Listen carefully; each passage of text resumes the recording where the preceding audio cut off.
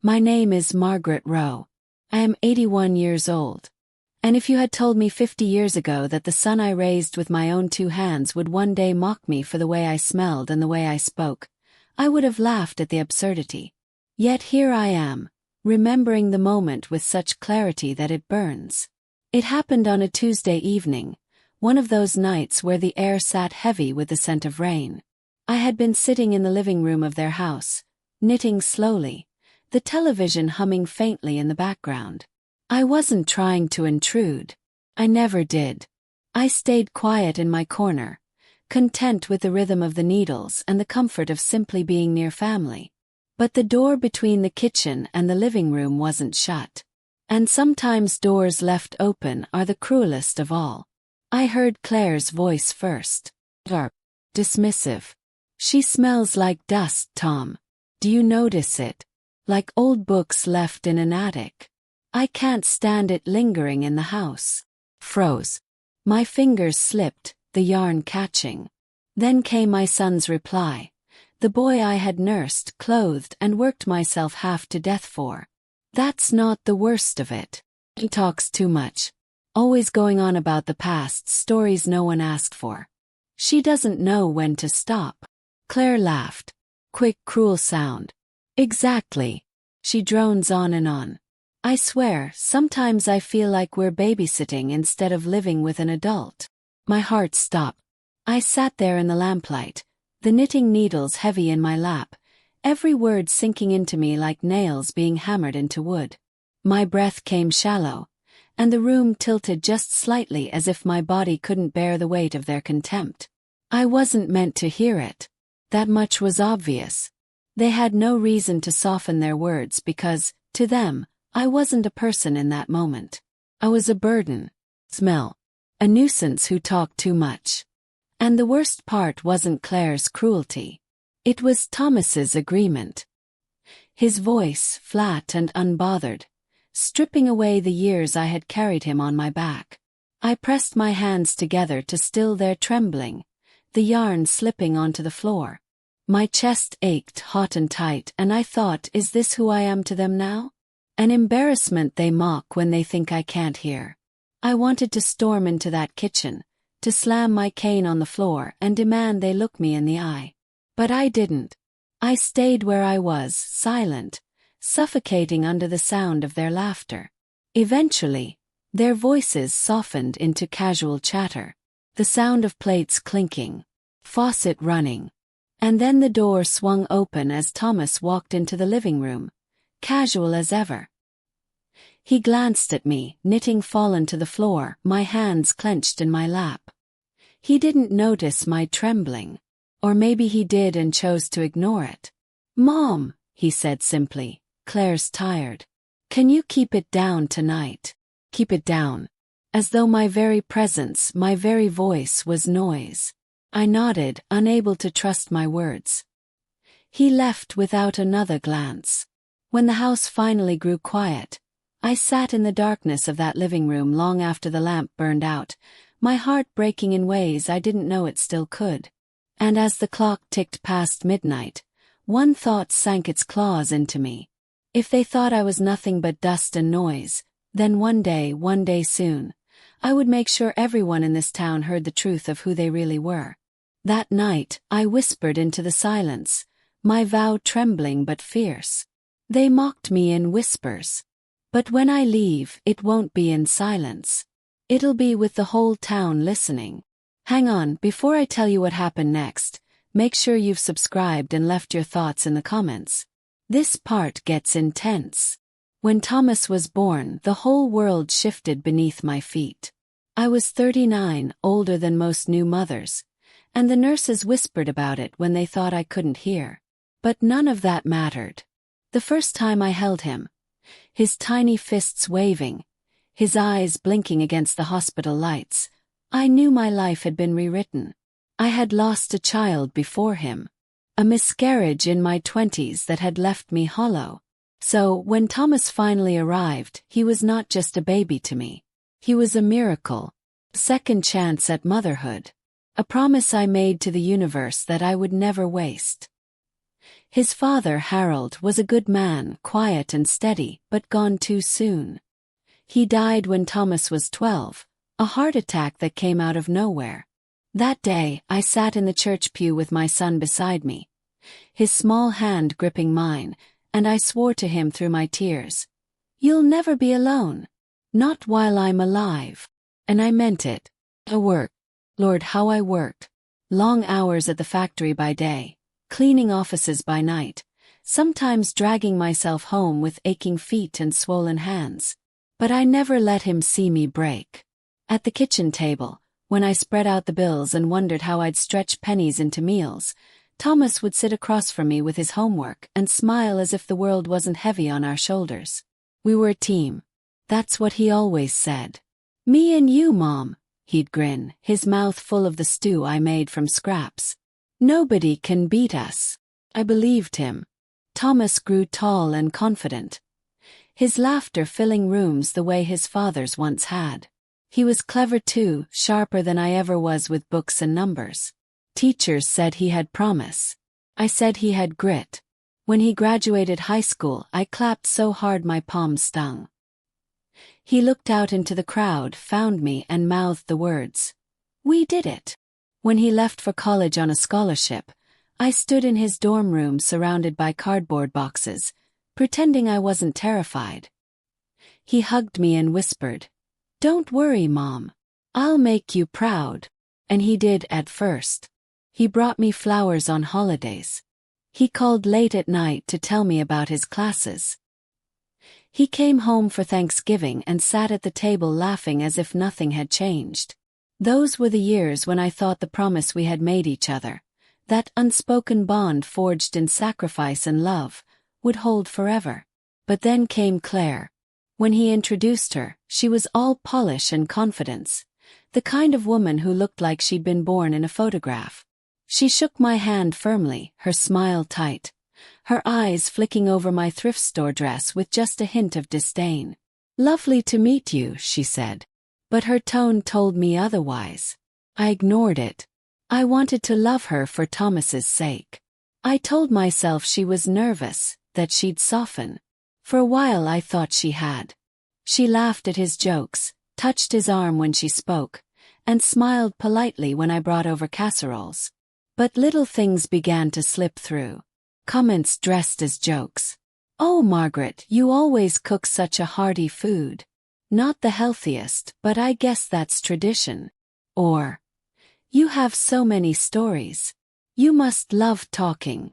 I brushed them off. She was young. She didn't understand yet what it meant to keep memories alive through words, to pass down family history in the form of stories. I told myself she'd learn. But Thomas, he began to echo her. "Mom, maybe you shouldn't tell that story again," he'd say at gatherings, his smile strained. Or, "Claire's right, Mom, you do fuss over little things too much." The first cracks. Small enough to ignore. Easy enough to smooth over with love. The real change came after they married. Their home became sleek, spotless, filled with furniture that looked more like showroom pieces than things people actually lived with. When I visited, I found fewer photos of our family and more of their vacations, their polished smiles in front of beaches and landmarks. I brought over a framed picture of Thomas at 12, missing tooth, grinning wide with his arms slung around the dog we once had. Claire placed it on a side table with a smile. The next time I came over, it was gone. When I asked, she said, "Oh, it didn't quite match the decor." Thomas said nothing. From then on, I started noticing how the things that didn't match began to disappear. The old quilt I gave them. The chair his father used to sit in. Even my stories seemed unwelcome. Whenever I spoke, Claire would glance at Thomas, and he'd sigh, cut me off or change the subject. Still, I told myself it was just adjustment. Families go through rough patches. I convinced myself the boy who once said, "Me and you, Mom," was still in there somewhere. Until that night in the kitchen, when Claire said I smelled like dust, and Thomas said I talked too much. That was when the cracks gave way, and the bond we had built all those years collapsed into rubble. I lay awake that night, staring at the ceiling, wondering where my son had gone. The boy who promised to take care of me, who once clutched my hand at his father's funeral. He wasn't in that house anymore. And as the rain tapped against the window, one thought rooted deep inside me. If they wanted to mock me in whispers, then one day, I'd make sure the whole town heard their cruelty shouted back at them. Before we move on, take a second to hit subscribe and drop a comment. I'd love to hear what you think so far. The betrayal wasn't just in the words I overheard that night. It was in the way those words began to leak into every corner of my life afterward. At first, Thomas and Claire must have thought I hadn't heard them. They carried on as usual, the polite smiles, the stiff dinners. But there was something different in the air now. Something colder. And as days turned into weeks, the mask slipped. It happened during one of their dinner parties. Claire loved hosting them, loved parading her spotless house and curated life in front of colleagues and friends. I was usually told to keep to myself on those nights, but that evening I decided to come upstairs, if only to refill my tea. The kitchen was buzzing with conversation. Glasses clinked, laughter filled the air, and for a moment I thought maybe, just maybe, I could slip in, smile and feel part of something again. But the moment I stepped into the light, the room shifted. Claire's smile faltered. Her friends exchanged quick glances. And then Claire said, her voice sweet but edged with steel, "Oh, Margaret, you should have stayed downstairs. We don't want you tiring yourself out." Her words landed heavy, but I kept moving, poured my tea, and tried to steady my hands.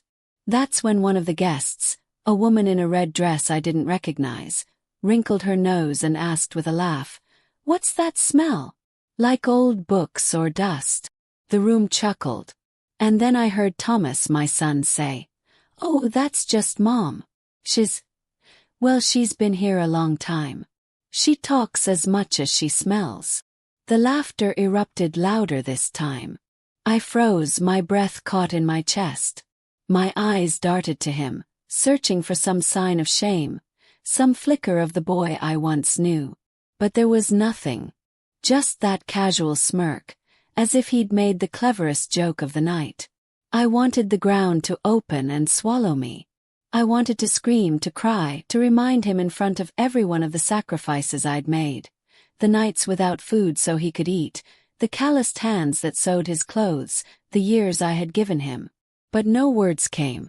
My throat closed up. I set the cup down too hard, the china clinking against the counter, and fled the room. Back in the basement, the humiliation replayed in my head over and over like a broken record. Their laughter, Claire's smile, Thomas's smirk. I pressed my hands to my ears, but I could still hear it. The echo of their voices branding me as less than human. Not a mother. Not even a person. Just something to be mocked.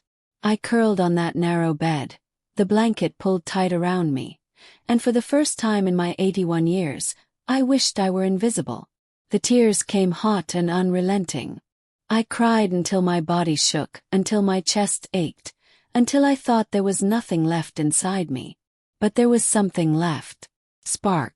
And that spark whispered. They may laugh at me in whispers and in rooms full of their friends. But one day I will be the one speaking. And when I do, their laughter will die in their throats. The next morning Thomas came downstairs. His tone was casual, almost bored. "Mom, about last night. You really shouldn't come up when we have company. It makes Claire uncomfortable. You talk too much and people don't know how to respond. It's better for everyone if you just stay down here. Stay down here." Like a dog told to heel. I stared at him, my eyes swollen from crying, my throat raw. And I realized then, this wasn't a slip or a misunderstanding or even Claire's influence. This was who he had chosen to become. He had chosen her words, her cruelty, her contempt. And in doing so, he had betrayed me more deeply than any stranger ever could. When he left, shutting the door behind him, I sat in the darkness, trembling. I had given him everything, my body, my youth, my life. And he had repaid me with humiliation, with dust and silence and mockery. That was the lowest point. The moment I almost believed them. Almost. That night, as I lay awake in the suffocating dark, I whispered into the quiet. They think they've stripped me of dignity. But I still have one thing they can't take, my story. And when I tell it, the whole town will hear exactly who they are. Before we go any further, click subscribe and let me know in the comments. What would you have done in my shoes? After that dinner party, the air in the house seemed to change. Or maybe it was me who changed. The basement felt smaller, the shadows thicker. Every creak of the floorboards above me reminded me that my son was up there, living comfortably while I was hidden away like some shameful relic. Every laugh, every glass clink, every muffled conversation reminded me of the cruelty that lived in those walls. But I wasn't broken anymore. I was sharpening. For days I replayed their words. Smells like dust. Talks too much. Stay down here. Each phrase stung, but each one also lit a fire. They thought I was a burden. Joke. An inconvenience. They wanted me silent. So I decided to speak. And not just to them. To everyone. I pulled out an old spiral notebook I had kept tucked in a box under the bed. Its pages were yellowed, the cover bent, but the pen in my hand felt alive. I began to write. Every memory poured out onto those pages. Nights I'd gone without so Thomas could eat. The winters I worked 2 jobs and still managed to sew his coats by hand. The years I told him stories of his father so he wouldn't forget. And then I wrote about now. About the basement, the corner bed, the whispers. About the smell of mildew and detergent that followed me to sleep. About Claire's sharp tongue and Thomas's silence. I didn't hold back. Each line was raw, bloody truth. I rehearsed those words out loud, pacing the basement at night, my cane tapping with each step. I listened to the tremor in my voice fade as the sentences grew stronger, clearer, sharper. I was building my story. Not the one they wanted me to keep quiet, but the one that would burn the false image they had built. The chance came sooner than I expected. Pinned to the bulletin board at the community library was a flyer. Annual Maplewood Open Mic Night. Every voice matters. It was a town tradition. Locals gathered to share poetry, stories, songs. I hadn't gone in years, but I knew Thomas and Claire often did. They loved being seen, admired, applauded. My heart raced as I tore the flyer down and folded it into my purse. This would be it. The stage. The microphone. The audience. The perfect place to make sure their cruelty wasn't hidden in whispers but exposed under the brightest lights. The days before the event, I shrank back into myself deliberately. When Claire made comments about the smell of mothballs in my clothes, I lowered my head and said nothing. When Thomas sighed about me prattling on, I quieted immediately. I let them think I was beaten, too weak to fight. I let them think their words had buried me. Because the quieter I seemed, the louder the truth would sound when I finally spoke.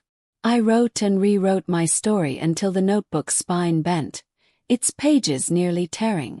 I practiced every pause, every tremor, every line that would drive the knife deeper into their polished image. I could already see it, their faces turning pale as the town heard the truth, the whispers spreading like wildfire. The pitying glances aimed not at me, but at them. For once, they would know what it felt like to be exposed. On the eve of the event, I stood in the basement, notebook in hand, and looked around one last time. The concrete walls. The boxes stacked high. The narrow bed. "This is where you wanted me," I whispered into the dark. "But tomorrow I won't be here. I'll be on a stage. And the only thing anyone will smell is the rot of your cruelty." My heart pounded with both fear and exhilaration. For the first time in years I felt alive.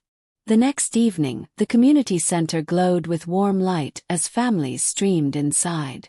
From the window, I caught sight of Thomas and Claire, their arms linked, smiles wide for the crowd. They had no idea that before the night was over, those smiles would vanish, and the whole town would know the truth behind them. Before we move on, take a second to hit subscribe and drop a comment. I'd love to hear what you think so far. The community center was buzzing with chatter when I arrived. The air smelled of coffee, paper programs, and faint perfume from the rows of well-dressed townsfolk filling the seats. I stood at the back for a while, notebook clutched to my chest, my cane steadying me as I scanned the crowd. And there they were. Thomas and Claire sat near the front, surrounded by friends and colleagues, their heads bent in laughter. Claire's hand rested possessively on my son's arm. They looked radiant, confident, the perfect couple in the eyes of everyone who saw them. The sight should have broken me. Instead, it steeled me. Because I knew what they didn't. This night wasn't theirs. It was mine. The host took the stage, welcomed the crowd, and introduced the first performers. A young man read a poem about the seasons. A teenage girl sang with trembling hands on her guitar. Applause filled the room each time. Then my name was called. Next, we have Margaret Rowe. The room went quiet as I rose slowly, cane tapping against the polished wood floor. Whispers rippled through the crowd. Some recognized me, others didn't, but all eyes followed as I made my way to the stage. When I reached the microphone, I unfolded my notebook, though by now I didn't need the words. They lived in me, carved into my chest. I cleared my throat and began. My name is Margaret Rowe. I am 81 years old. And tonight I want to tell you a story. Not one from long ago, though I've lived plenty of those. But one that's happening right now. Story about family, about love, and about cruelty. The crowd leaned in. I raised a son. Alone. I worked myself raw so he could eat, so he could go to school, so he could have the kind of life his father never got to see. I went without so he wouldn't. I told him stories at night so he wouldn't feel the ache of absence, so he'd remember where he came from. For years it was just him and me, a team he called us. My voice trembled, but I steadied it, lifted my chin. And yet, not long ago, I overheard words no mother should ever hear. My son's wife said I smelled like dust. He agreed, said I talked too much. They laughed about me, mocked me like I was an embarrassment to be hidden. They put me in a basement, gave me a corner bed, told me to stay quiet because I ruined their image.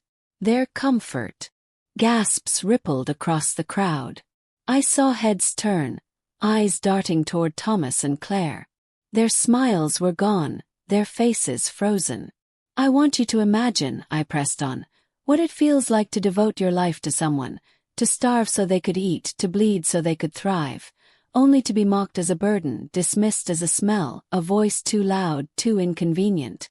That is what I have endured. Not from strangers. From my own flesh and blood. Silence. Heavy, suffocating silence. I closed the notebook, my voice rising strong and clear. They thought they could bury me in whispers. But tonight I speak in the open. And now, you all know who they really are. The room erupted. Not with laughter this time, but with applause, sharp and unrelenting. I stepped down from the stage, cane steady, shoulders squared.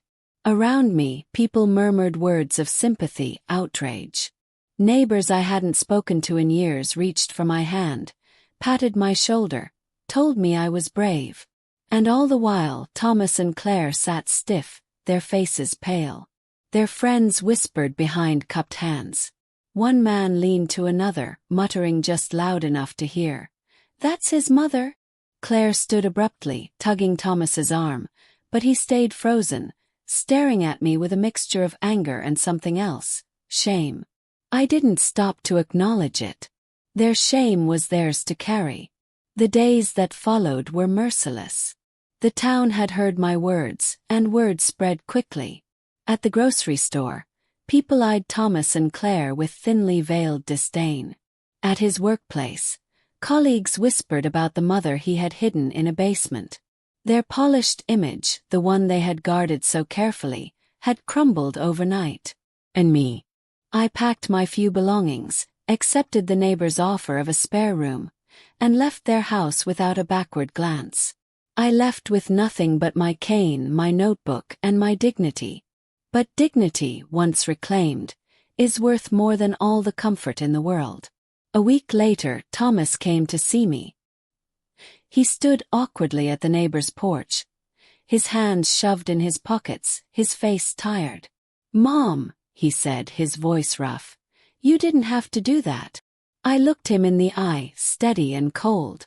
"Yes, I did. Because you never would have told the truth. And the truth needed to be heard." He opened his mouth as if to argue, but no words came. Finally he turned and walked away. I closed the door behind him and whispered into the quiet house. They mocked me in whispers. But I left in thunder. And now the whole town knows. They wanted me silenced. They thought my voice didn't matter, that my stories were too long, my presence too heavy, my life too inconvenient. But one speech was all it took to strip their false smiles away and expose their cruelty for everyone to see. I left with my dignity, and they were left with whispers that will follow them forever. For more stories of betrayal, revenge, and justice served cold, subscribe now, because you won't want to miss the next one.